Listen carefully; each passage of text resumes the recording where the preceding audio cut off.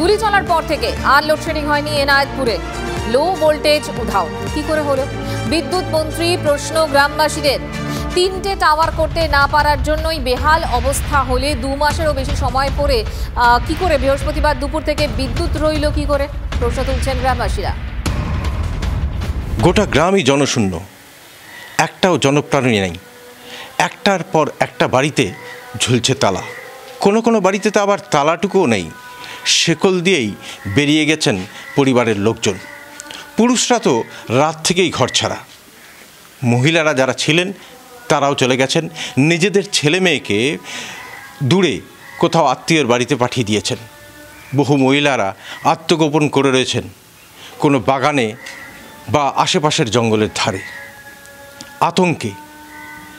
কারণ পুলিশের টহল চলছে, ধরপাকড় চলছে, অভিযান চলছে, পুলিশের তদন্তও চলছে। যেটা গত 2 মাস থেকে আমরা এই সাপ্লাইটা পাচ্ছি না।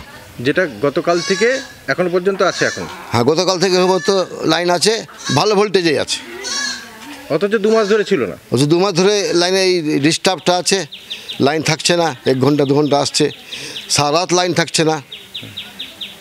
এই অবস্থায় আমাদের দিন কাটছিল। প্রশ্নটা আমার এইটা আছে, গতকালকে বিদ্যুৎ মন্ত্রী বলেছেন যে 3টে টাওয়ার কম আছে, তাহলে গতকালকে কখন টাওয়ার বসলো? এখন লাইন ইলেকট্রিকটা আমরা ঠিক পাচ্ছি, কাল দুপুর থেকে এখন পর্যন্ত আছে, আর ভোল্টেজটাও ভালো আছে। আমরা লুকিয়ে থাকছি, পুলিশের যখন পুলিশ অত্যাচার করেছে তো আমরা তো জানছি না এ তো কিছু। আর ধরপাকড় করছে না, এখন বলছে বাড়ি খোঁজাখুঁজি মনে হয় ওদিকে করছে, তো সবাই বাড়ি লুকিয়ে থাকছে, তালা মেরে সবাই পালিয়ে গেছে, আমরাও লুকিয়ে থাকছি। হ্যাঁ, এখন লুকিয়ে আছি। যে বিদ্যুৎ যাওয়ার জন্যই মাসুল গুনতে হচ্ছে এই এনায়েতপুরের মানুষদের, এমনকি আজকে জুম্মাবার, অথচ এই মসজিদ এখন ফাঁকা পড়ে রয়েছে। অন্য সময় যেখানে বহু মানুষের ভিড় থাকতো ঠিক এই সময়, কিন্তু এখন সেখানেও মানুষজন নেই।